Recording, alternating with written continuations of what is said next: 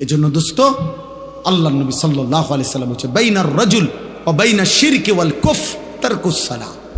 কোন ব্যক্তি মুমিন না মুশরিক, এটা পার্থক্য করার চিহ্ন হলো নামাজ পড়া বা না পড়া, এর ভিত্তিতে। চলো ভাইয়া, ভাতে তো খাও, আর কি থা, দুনিয়াই তো ভোগ করো না। তোমার রাত যখন ভোর হয়, আমার রাতও তখনই ভোর হয়। তোমার জন্য যখন সূর্য ডুবে, আমার সূর্য তখনই ডুবে। হ্যাঁ নাফরমান, মনে রেখো, তুমি আগায়া না। 5 ওয়াক্ত নামাজ পড়নেওয়ালার ভোর যখন হয়, তুমি নাফরমানের ভোরও তখনই হয়। পৃথিবী সমান তালেই আগায়, রাত্র সমান তালেই শেষ হয়। সব রাতই ভোর হয়, বাসর রাতও ভোর হয়, ফাঁসির রাতও ভোর হয়। কিন্তু আখেরাত একসাথে চলবে না, দুনিয়া একসাথে চলতেছে। দুনিয়া সুখে দুঃখে একসাথেই চলে, নাফরমান আর ইমানদার একসাথেই চলে, আখেরাতে একসাথে চলবে না। আজকে এখানে তো সবাই বসছ, নামাজিরাও বসছে, বেনামাজিও বসছ, হাসরের ময়দানে এমন দাঁড়াইতে পারবা না। আল্লাহর কসম, বসার তো সুযোগই নাই, দাঁড়াইবারও সুযোগ থাকবে না একসাথে।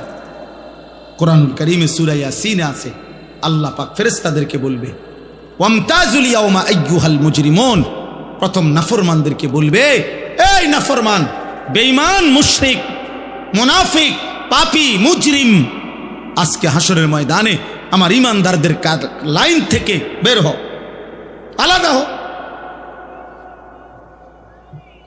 ফেরেশতারা বলবে, আল্লাহ নাফরমান চিনবো কেমনে? আল্লাহ বলবেন, ইউরাফুল মুজরিমুনা বিসীমাহুম, প্রত্যেক পাপীর পাপের চিহ্ন আমি আল্লাহ তার চেহারার মধ্যে ভাসিয়ে দেব।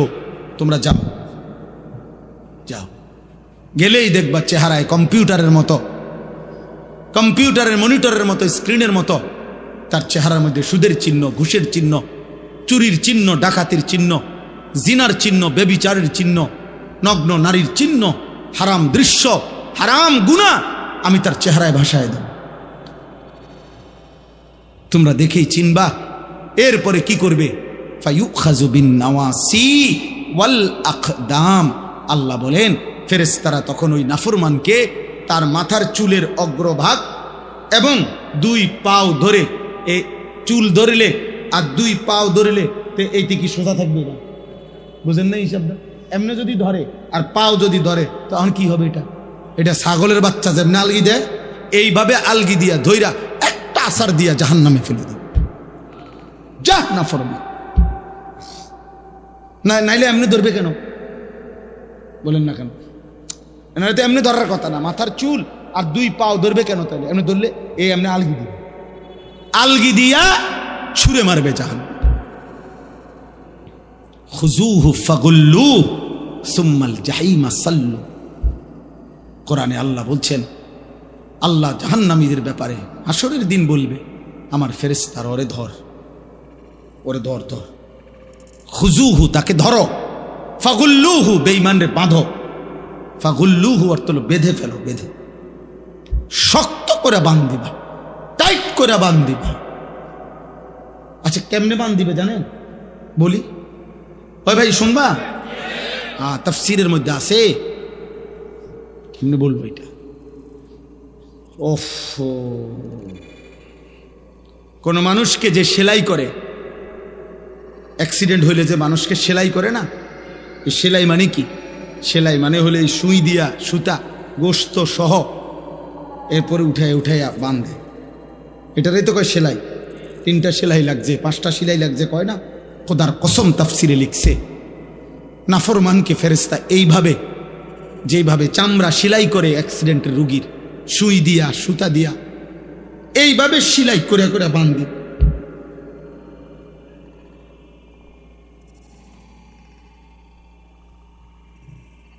খুযূহু ফাগুল্লুহ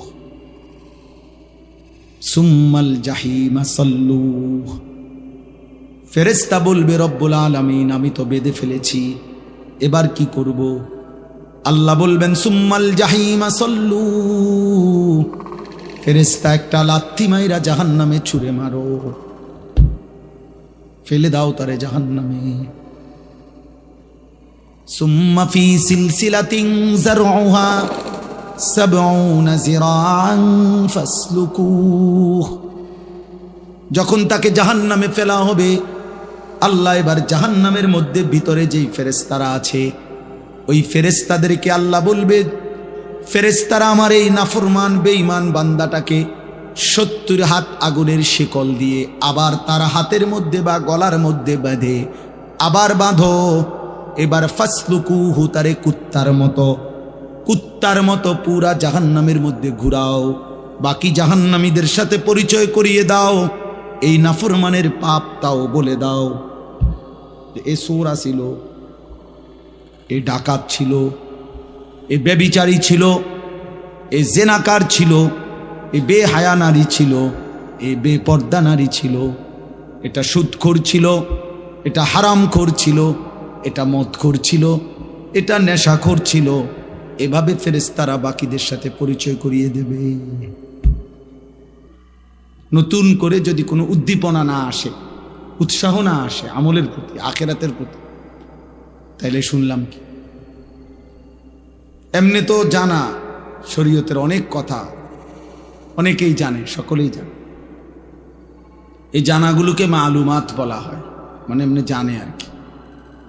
মনে করেন আজকে 10 বছর যে কোনো দিন 5 ওয়াক্ত নামাজ পড়ে নাই, এমন কোনো মুসলমানকে যদি জিজ্ঞেস করেন যে ভাই বলেন তো নামাজ কয় ওয়াক্ত, তো ওই লোক কি বলবে? 12 ওয়াক্ত। কয় ওয়াক্ত বলবে? তাহলে এই কথাটা তো সেও জানে। তাহলে এইটা তো জানায় শুধু, এটা এলেম না। এলেম তখনই এলেম হয় যখন তা আমলে পরিণত হয়। আজকে 30 বছর ধরে যে সুদ খায়, মনে করেন এই হারামখোরকে জিজ্ঞেস করে যে বলেন তো ভাই বাবা যে সুদ খাওয়া কি, তো উনি কি বলবে? মুস্তাহাব। কি? তাহলে তো এটা তো হেও জানে, এটা তো সেও জানে। তাহলে এই জানাটুকু তো যথেষ্ট না, এটা এলেম না, এটা মালুমাত, মানে এমনি জানে আর কি, অর্জিত জ্ঞান। কিন্তু এলেম তখনই এলেম হয় যখন তা আমলে পরিণত হয়। এই জন্য আল্লাহর কথা শোনা তখনই সার্থক হয় যখন তার থেকে 2 জিনিস অর্জন হয়, হয় উপদেশ গ্রহণ করা, নয় আল্লাহকে ভয় করা। এতটুকু যদি না হয় কোনো রকম, তাহলে ফায়দা হলো। মাহফিল 13তম না 1300তম হইলে কি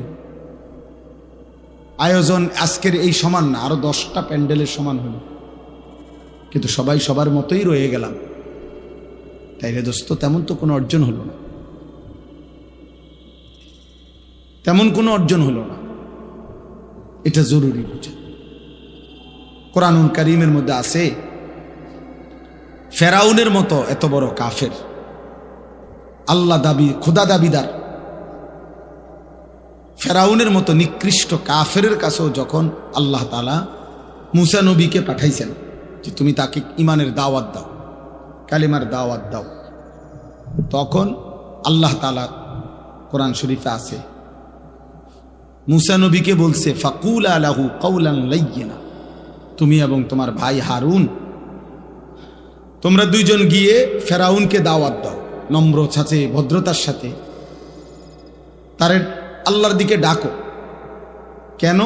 আল্লাহ নিচে বলছে লাআল্লাহু ইয়াতাযাক্কারু আও ইয়াখশা, যেন ফেরাউনের মতো বেঈমানও উপদেশ গ্রহণ করতে পারে অথবা আল্লাহকে ভয় করতে পারে।